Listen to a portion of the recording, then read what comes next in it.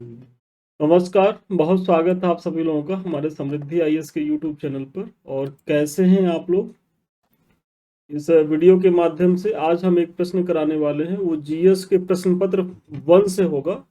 और प्रश्न हमारा है कि प्राचीन भारत में विज्ञान एवं प्रौद्योगिकी के क्षेत्र में कोई प्रमुख उपलब्धियों पर चर्चा करें। बहुत महत्वपूर्ण प्रश्न है और ये चाहे यूपीएससी का एग्जाम हो या स्टेट पीसीएस में कई बार पूछा गया और इसके निरंतर पूछे जाने की संभावना बनी रहती है। मतलब ये फ्यूचर में भी आ सकता है, तो ऐसे में अच्छा प्रश्न है और इसको हम देखेंगे। हम देखिए, आगे बढ़ने से पहले संस्थान जो है वो 2 बैच चला रहा है। तो 2 बैच में सबसे पहला हमारा बैच है शून्य से शिखर तक और दूसरा है अब की बार मेंस पार। तो दोनों बैच में 2 चीजें मिलेंगी। शून्य से शिखर बैच ये उन बच्चों के लिए है जो इस बार किसी कारण से मुख्य परीक्षा में नहीं भाग ले पा रहे हैं या उनका स्कोर कम रह गया, या जो तैयारी ही अभी शुरू की है 2026 के लिए, वो शून्य से शिखर बैच तक जुड़े। और ये करीब करीब जब तक आपका 26 वाला मेंस नहीं हो जाएगा तब तक आप इस बैच की वैधता रहेगी, वैलिडिटी रहेगी। और ऐसे में आप डेली जो है 2 प्रश्न के माध्यम से, और जरूरत पड़ेगी तो उसको 4 करेंगे। और जब मुख्य परीक्षा की स्थिति रहती है तो हम एक एक दिन में 6-6 प्रश्न तक भी करवाते हैं।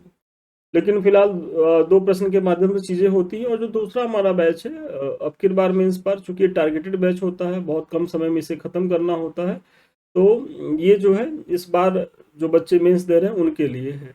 तो आप दोनों में से जिसके लिए भी एलिजिबल हैं आप ज्वाइन कर सकते हैं। अभी हमारे 2 बैच चल रहे हैं, एक पेपर 3rd है और एक पेपर 5 है। 5 वाला तो अभी रिसेंटली स्टार्ट हुआ है 27 अक्टूबर से। तो आप लोग इसका लाभ उठाएं, इससे जुड़िए।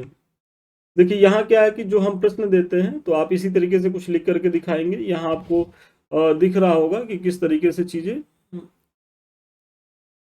ये देखिए प्रॉपर वे में यहाँ मार्किंग की गई है और जो भी आप लोग की कमी उमी है वो बताई गई है। मतलब अगर आपका एक नंबर भी कटा है तो वो क्यों कटा और कैसे आप और ज्यादा इंप्रूव कर सकते हैं। जैसे ये देखिए 8 में 2.5 नंबर पाए हैं, तो क्यों ये 8 में 2.5 नंबर पाए हैं, कैसे ये और ज्यादा इंप्रूव कर सकते हैं। ये सारी चीजें यहाँ करी गई हैं और संस्थान भर भर के कमेंट करता है। मतलब ये नहीं है कि बस आपकी कॉपी पे हम अंक चढ़ा दिए और हो गया। खाना पूर्ति नहीं होती है, पूरा जहां से भी हम आपका नंबर काटेंगे वो तो एटलीस्ट बताएंगे ही बताएंगे। और फिर जब आप लोग की कॉपी का मूल्यांकन हो जाएगा तो इसी तरीके से फिर हम जो है आपको मॉडल आंसर देंगे। और ये जो मॉडल आंसर है ये प्रत्येक टॉपिक के से होगा और प्रत्येक प्रश्न पत्र, इसमें जितने भी प्रश्न पत्र होंगे 6 प्रश्न पत्र हैं वो सारे कवर कराए जाएंगे और उसका प्रत्येक टॉपिक। और मेरा ये उद्देश्य भी है कि कम से एटलीस्ट हम जो है 750 प्लस प्रश्न यहाँ आपको हम करा के भेजे। और सोचिए अगर आप इतना प्रश्न करके जाएंगे तो कितनी सहज स्थिति में अपने मुख्य परीक्षा में रहने वाले हैं। क्योंकि जो मेंस होता है वो सही मायने में अब आपके ज्ञान की परीक्षा कम हो करके आपके राइटिंग स्किल की परीक्षा ज़्यादा हो गई है। तो ऐसे में यदि आप लिखने से भागेंगे तो फिर समस्याएं होंगी। और ये भी आपको पता होगा कि जो मुख्य परीक्षा है वही मुख्य है, बाकी तो भाई इंटरव्यू का वेटेज 100 अंक का हो गया है। और जो पीछे पीटी होता है तो पीटी तो भीड़ से छाटने का केवल जरिया मात्र होता है। ऐसा तो है नहीं कि आप पीटी में टॉप कर गए तो उसका कुछ मेंस में फायदा होना है। तो जो भी कुछ दारोमदार जो होता है वो मुख्य परीक्षा पे होता है। तो इसीलिए मेंस को इतनी शिद्दत से पढ़ें कि जब आप एक बार भी जीवन में मेंस लिखने को पाए तो उसको फाइनल सिलेक्शन कर ले। और वो तभी आप कर पाएंगे कि जब डेली आंसर राइटिंग करेंगे। देखिए, अगर आप संस्थान से भी जुड़ रहे हैं और आंसर राइटिंग नहीं कर रहे हैं तो तब भी समस्या है। क्योंकि मुख्य परीक्षा में आप वही चीजें ले जा पाएंगे जहां आपने खुद से पेन चलाई हैं। तो खुद से आंसर राइटिंग करिए, क्योंकि कोई भी संस्थान कोई भी इंस्टीट्यूट जो है वो सहायक भूमिका में होता है, न कि निर्णयकारी भूमिका में। क्योंकि पद आपको चाहिए तो परिश्रम आपको करना होगा। हाँ, यहाँ ये हम विश्वास दिला सकते हैं कि जितना आप परिश्रम करेंगे उसका दुगुना परिश्रम हम आपके साथ करेंगे और सही दिशा में। मतलब वही है कि आपका हाथ पकड़े रहेंगे, कहीं भटकने नहीं देंगे। लेकिन आंसर राइटिंग एटलीस्ट आपको ही करना है, क्योंकि जंग में तो आपको ही जाना है। लेकिन जंग में जाने से पहले जितने तीर तलवार तर्कस की जो भी जरूरत रहेगी वो आपके तर्कस में सारे भर के भेजे जाएंगे कि आप उसका समय समय पे जैसे जैसे उसका उपयोग कर सके। तो ठीक है, इससे जुड़िए, इसका लाभ उठाइए। और आज का जो हमारा प्रश्न, हम इस पे आ जाते हैं कि प्राचीन भारत में विज्ञान एवं प्रौद्योगिकी की जो है वो चर्चा करनी है। तो इसमें 12 अंक का प्रश्न है और आप लोग ये जान रहे होंगे जो 12 अंक का प्रश्न होता है उसे कितने शब्दों में लिखना रहता है, तो उसे 200 शब्दों में लिखना होता है। और प्रश्न जब आप देखेंगे मुख्य परीक्षा में तो 11 से लेकर के जो 20 तक के प्रश्न होते हैं वो इसी में आते हैं, और जो स्टार्टिंग के 1 से लेकर के जो 10 तक के प्रश्न होते हैं वो कैसे होते हैं, वो होते हैं 8 अंक के प्रश्न होते हैं जिन्हें 125 शब्दों में लिखना होता है। तो अब आप एक छोटी सी भूमिका दीजिए कि भारतीय विज्ञान परंपरा में विश्व की प्राचीनतम वैज्ञानिक परंपराओं में से एक है जो भारतीय विज्ञान परंपरा है, और सिंधु घाटी सभ्यता से लेकर के मौर्य एवं गुप्तों तक। देखिए आपको ऐसे बताना है कि भाई जो सिंधु घाटी सभ्यता है उससे लेकर के मौर्यों एवं गुप्तों तक विज्ञान एवं प्रौद्योगिकी भारत का क्या रही है, अभिन्न अंग रही है। चाहे हड़प्पा की खुदाई से प्राप्त साक्ष्य से हो या चिकित्सा में चरक सुश्रुत का योगदान हो, तथा खगोल विज्ञान एवं गणित के क्षेत्र में आर्यभट्ट एवं ब्रह्मगुप्त, रसायन विज्ञान के क्षेत्र में नागार्जुन आदि के प्रयासों ने इस विधा को शीर्ष स्थान प्राप्त किया। तो देखिए आप अपनी भूमिका में थोड़ा सा बता रहे हैं कि किस तरीके से प्राचीन भारत में जो विज्ञान एवं प्रौद्योगिकी महत्वपूर्ण भूमिका में रही है, और वो सिंधु घाटी से लेकर के गुप्तों तक की आपने चर्चा कर दी। इसमें जो प्रमुख जो साइंस के जो वैज्ञानिक रहे हैं, चाहे वो चिकित्सा के क्षेत्र में, चाहे खगोल के क्षेत्र में हो, चाहे वो भौतिकी या रसायन के क्षेत्र में, सबकी आपने यहाँ थोड़ा सा चर्चा कर दिया। और अब आप परीक्षक को, मतलब जो आपकी कॉपी चेक करेगा, उसको एक मैसेज दे रहे हैं कि अब हम इन्हीं चीज़ों को जो है आगे एक्सप्लेन करने वाले हैं। तो अब आप देखें फिर, एक सेकंड।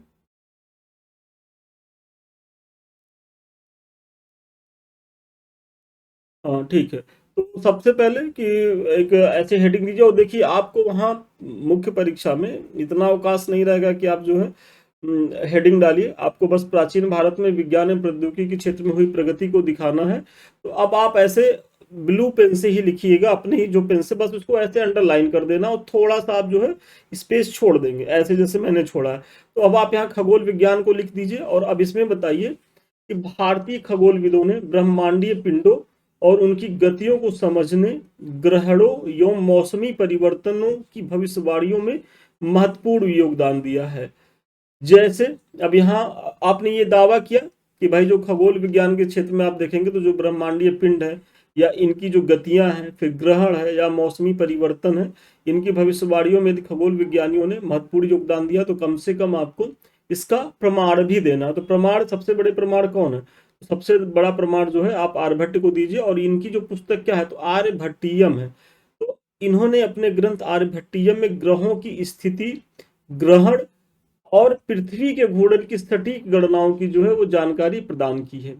इसी तरीके से जो गणित के क्षेत्र में आप देखेंगे तो ब्रह्मगुप्त ने अपनी रचना, कौन सी इनकी रचना है, ब्रह्म स्फुट सिद्धांत के माध्यम से संख्याओं के अध्ययन के बारे में बताया। इन्होंने इस ग्रंथ में शून्य को एक संख्यात्मक, मतलब ये देखिए महत्वपूर्ण जो इनकी उपलब्धि है कि शून्य को इन्होंने क्या कहा, एक संख्यात्मक इकाई के रूप में प्रस्तुत किया, अंक गणितीय प्रक्रियाओं के लिए एल्गोरिदम विकसित किया और द्विघातीय समीकरणों को हल किया। तो मतलब ये नहीं है कि ब्रह्मगुप्त और उनका आर्यभट्टीयम, सॉरी ब्रह्मगुप्त सिद्धांत जो है उनका बता दिए और उसके बाद आप थोड़ा सा, मतलब आपको एक्सप्लेन करने की जरूरत है कि मतलब उन्होंने शून्य के क्षेत्र में क्या किया, अंगगणितीय चीजों में क्या किया, फिर एल्गोरिदम में उन्होंने क्या काम किया, द्विघातीय समीकरणों को हल करने में उन्होंने क्या किया।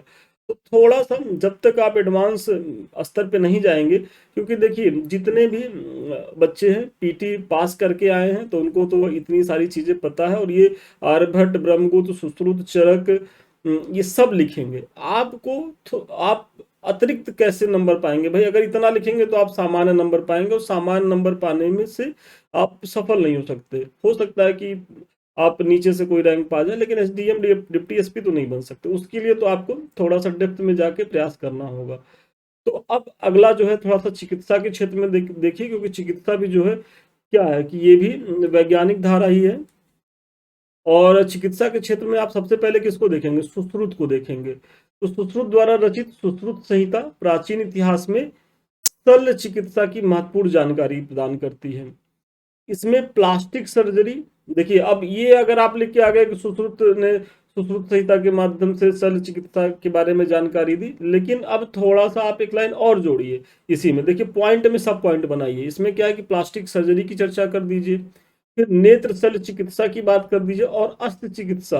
मतलब ऐसे 3 पॉइंट यहाँ से और निकाल करके चीजों को डालेंगे तो एग्जामिनर को लगेगा नहीं बच्चा जो है और डेप्थ में पढ़ रहा है। और यही जो होता है नंबर चुराने का जरिया भी होता है। क्योंकि मैंने पीछे ही कहा कि सुश्रुत तो सब जान रहे हैं, क्योंकि पीटी पास करके आए हुए हैं और पीटी में तो ये सब पूछे ही जाते हैं। तो आप अतिरिक्त जब तक नहीं करेंगे तब तक नंबर नहीं आएंगे। इसी तरीके से अगर धातु कर्म के बारे में आप देखेंगे तो एक्चुअली में ये पेन टैब है, और थोड़ा सा अभी हम दिल्ली में है नहीं, तो व्यवस्था तो बनाई गई है क्लास आप लोग की बाधित ना हो, तो थोड़ा सा आप लोग कोऑपरेट करिएगा। तो धातु कर्म में आप देखेंगे कि सिंधु घाटी सभ्यता से मिले साक्ष्यों, मृदभांड, कांस्य एवं ताम्र कलाकृतियां आदि। जैसे साक्ष्यों में क्या है, सिंधु घाटी सभ्यता से मृदभांड मिले हैं, कांस्य मिली हैं, कांस्य की चीजें मिली, ताम्र कलाकृतियां मिली हैं। से प्राचीन भारत के उन्नत जो है वो धातु कर्म की जानकारी मिलती है। क्योंकि भाई आप लोग जानते होंगे कि सिंधु घाटी सभ्यता के जो लोग हैं वो उनकी कुछ चीजें तो आज भी बहुत ज्यादा उल्लेखनीय है। कि भाई अगर आप देखेंगे कि सड़कें उनकी समकोण पे काट रही हैं, फिर उनका जो भवन निर्माण है, उस समय लोग 2 मंजिले भवन बनाए जाते थे, और भवन जो है वो बहुत ज्यादा उपयोगितावादी दृष्टिकोण के साथ होती थी।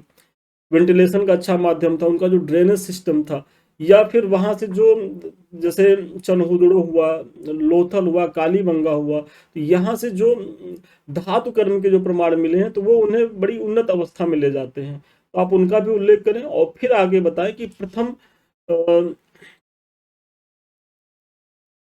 शताब्दी ईस्वी तक आते आते लोहा, तांबा, सोना तथा मिश्र धातुओं जैसे पीतल, कांसा आदि का बृहद स्तर पर उत्पादन होने लगा था। तो अब ये देखिए डेवलपमेंट को दिखा रहा है कि भाई कैसे हमारे धातु कर्म में जो लोहा, तांबा, सोना ये सब चीजें आ रही हैं। और आज भी अगर देखेंगे, मतलब प्राचीन भारत की जो विज्ञान का उन्नत विज्ञान वैज्ञानिक परंपरा का अगर उदाहरण आप देखना चाहें, तो जो दिल्ली में जब आप कुतुब मीनार में जाएंगे तो कुतुब मीनार के बगल ही लौह स्तंभ है हमारा, और ये गुप्त कालीन है, और ये जंग प्रतिरोधी विशेषता है। मतलब आज भी ये खुले आसमान के नीचे है, और सोचिए कि तब से लेकर आज तक इसमें कहीं से कोई जंग नहीं लगा है। तो आप लोहा छोड़ के देखिए उसकी क्या स्थिति हो जाती है। तो ये जो लौह स्तंभ है मेहरौली में दिल्ली में स्थित है, ये प्राचीन भारत के धातु कर्म और इंजीनियरिंग का कुशल प्रमाण जो है वो प्रस्तुत करती है। तो आप इसका तो उल्लेख जरूर करेंगे। फिर अगर स्थापत्य के क्षेत्र में आप देखेंगे तो सिंधु घाटी सभ्यता की उन्नत शहरी नियोजन, जैसा भी मैंने पीछे बताया कि भाई उनकी भवनों की संरचना, कि वो 2 मंजिले भवन बनाते थे। फिर जो सड़कें होती थी वो समकोण पर काटती थी, और ग्रिड पैटर्न पर, ग्रिड पैटर्न ऐसे होता है जैसे ये सड़क है, और ये देखिए समकोण पे काट रही है, और ये जो चीजें हैं, यही जो गोला है, ये ग्रिड पैटर्न पर है। ये सारी चीजें हैं। फिर आप देखेंगे कि जल निकासी की एकदम उन्नत व्यवस्था, कि मतलब आज भी विज्ञान और तकनीक इतना ज्यादा डेवलप हो गया है, लेकिन जो भी हमारे बड़े शहर हैं वो वर्षा ऋतु में आप देखते ही होंगे क्या हाल होता है। चाहे मुंबई हो, चाहे बेंगलुरु हो, दिल्ली, छोटे मोटे शहरों की तो हम चर्चा ही नहीं कर रहे हैं भाई। हम दिल्ली, मुंबई, बेंगलुरु की बात कर रहे हैं कि वो तबाह होते हैं, और एकदम बहुत ज़्यादा अप्रिय घटनाएं निकल के आती हैं। और उस समय ड्रेनेज व्यवस्था इतनी उन्नत थी जो आज भी क्या है उल्लेखनीय है। तो आप इनकी भी चर्चा करें। फिर आगे चल करके देखेंगे तो प्राचीन भारतीय विद्वानों ने आधुनिक परमाणु भौतिक एवं रासायनिक प्रक्रियाओं के विकास के क्षेत्र में भी महत्वपूर्ण योगदान दिया है। तो अब इसमें जो है आप कड़ाद की चर्चा कर लें, कि जिन्होंने 6ठी शताब्दी ईस्वा पूर्व में क्या है कि परमाणु सिद्धांत की जो है बात इन्होंने की है। और इन्होंने इसमें बताया है कड़ाद ने कि जो पदार्थ होता है वह अविभाज्य कणों से बना होता है, और जिन्हें अणु या परमाणु कहा जाता है।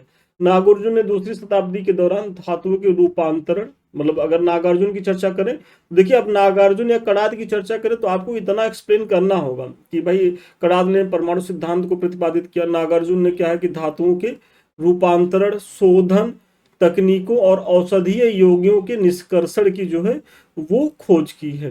तो कड़ाद और नागार्जुन की का भी आप उल्लेख कर दें। और इसके बाद चूंकि 12 अंक का है, 200 शब्दों में ही लिखना है, तो बहुत ज्यादा लिखने का मोह नहीं पालना है।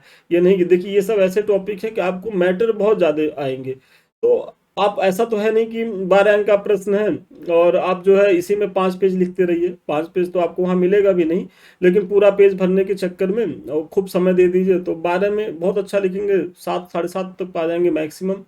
लेकिन अगर बाद में प्रश्न छूटा तो वो आपको कहीं से भी सफल नहीं होने देगा। मुख्य परीक्षा में मेरे पास जो भी बच्चे जुड़े रहते हैं हम लोगों से, तो हम लोग उनको कहते हैं कि अगर आपके मन में ये होगा कि सर हम जो है बहुत सुंदर सुंदर लिखेंगे, चीजें करके आएंगे, उनको अतिरिक्त नंबर मिलेगा। देखिए अतिरिक्त नंबर कुछ मिलता है, लेकिन सबसे बड़ी शर्त है कि आपका प्रश्न छूटे ना, आपकी राइटिंग औसत भी रहे, आप टू द पॉइंट बने रहते हैं, काम की चीजें लिखते हैं और प्रश्न पत्र पूरा करके आते हैं, तो ये पास होने की महत्वपूर्ण शर्त होती है। ये नहीं है कि आप जो है स्टार्टिंग के तो जो 8 अंक के प्रश्न है, जो 10 क्वेश्चन है, उसको तो आप 3 घंटे में कर दीजिए और उसके बाद जब घड़ी पे जाए नजर तो अरे यार अभी 10 क्वेश्चन करना है और 12 अंक के करने हैं, 10 क्वेश्चन करना है, तो आप उसको 1 घंटे में निपटाइए। तो ऐसे में वो आपके टाइम के मिस मैनेजमेंट को दिखाएगा और ये कहीं से अच्छा नहीं है। मतलब प्रयास तो यही होना चाहिए कि आप जो पहले पेज पे लिख रहे हैं, अगर आप आंसर राइटिंग में जो आपका पहला पेज है, अगर पहले पेज में जिस तरीके से आपने लिखा है, तो लास्ट पेज में भी आपका वही अप्रोच होना चाहिए, उसी तरीके से शब्द होने चाहिए और यही सबसे सुंदर कॉपी मानी जाती है। तो अब एक छोटा सा निष्कर्ष दें कि इस प्रकार उपर्युक्त विवरण से स्पष्ट है कि प्राचीन भारतीय संस्कृत को आकार देने, नवाचार, समृद्धि और बौद्धिक विचारों के आदान प्रदान को बढ़ावा देने में विज्ञान एवं प्रौद्योगिकी ने महत्वपूर्ण भूमिका निभाई, जो आधुनिक वैज्ञानिक प्रगतियों को न केवल आधार प्रदान किया बल्कि उसे प्रेरित भी कर रही है। तो थोड़ा सा आप अतीत की चीजों को बताते हुए वर्तमान से भी जोड़िए कि कैसे जो है जो एंशियंट एज में जो वैज्ञानिक उपलब्धियां रही, जो वैज्ञानिक प्राप्तियां हमें मिली, वो कैसे उस परंपरा को आगे बढ़ते हुए आज भी जो है एक आधार प्रदान कर रही है। और जो आज हम साइंस के क्षेत्र में जो डेवलपमेंट पा रहे हैं, तो उसमें वो एक प्रेरणा का काम भी कर रही हैं। तो इस तरीके से निष्कर्ष दे करके आप अपनी चीज़ों को ख़त्म करिए और मुझे बड़ा भरोसा है कि इस प्रश्न के माध्यम से न केवल आपको एक मॉडल आंसर मिला होगा। देखिए थोड़ा सा क्लास में पेन टैब को चलाने में मुझे दिक्कत हुई है, तो इसके लिए तो हम क्षमा प्रार्थी हैं कि आप लोग थोड़ा सा असुविधा हुई होगी, लेकिन ये कोई इतनी बड़ी असुविधा नहीं है कि आपकी तैयारी इससे बाधित हो। और 1-2 क्लास में इसको इस चीज़ों को सीख जाएंगे, क्योंकि हम थोड़ा सा कुछ और प्रोग्राम बना रहे हैं, कुछ नई चीज़ों को लाने के लिए सोच रहे हैं, तो ये प्रयास है। साथ ही साथ संस्थान के द्वारा ये सब बैच चलाए जा रहे हैं, आपको बताया ही गया है। तो अभी तक आप लोगों ने अगर इनको ज्वाइन नहीं किया तो ज्वाइन करें, इसका लाभ उठाएं। और सबसे लास्ट में आप लोगों के मन में एक आता है ना कि सर जो आप पढ़ा रहे हैं यूट्यूब पे, और हम कहते हैं भी भाई इसका आपको पीडीएफ मिल जाएगा, तो देखिए इसका पीडीएफ आप लोग जो मैसेज करते रहते हैं, हम हर वीडियो में बताते हैं, पता नहीं क्यों आप लोग मैसेज करते हैं कि जो हमारा समृद्धि आईएएस ऑफिशियल जो टेलीग्राम है, तो वहाँ ये एक समय के बाद 2-3 दिन के बाद खुद ही संस्थान के लोग डाल देते हैं। तो यदि आप इस चैनल पे जाएंगे तो वहाँ आपको पीडीएफ में चीज़ें मिल जाएंगी। ये तो हमारे चैनल है, एक तो हमारा जो है आप देख रहे होंगे कि यूट्यूब वाला चैनल है समृद्धि आईएएस ये वाला, जिससे अभी हम आप रूबरू, और दूसरा हमारा ये भी बहुत महत्वपूर्ण चैनल संदीप मिश्रा ऑफिशियल। तो अभी तक यदि आप लोगों ने इस दोनों चैनलों को सब्सक्राइब नहीं किया तो सब्सक्राइब करें, लाइक करें। और सबसे लास्ट में यदि आप हमसे बात करना चाहते हैं, हमारे किसी बैच से जुड़ना चाहते हैं, तो 7303307507 पे आप संपर्क कर सकते हैं। तो ठीक है, आज के लिए इतना ही। पुनः मिलते हैं नए वीडियो में नए क्लास के साथ। तब तक के लिए धन्यवाद, शुभकामनाएं आपको।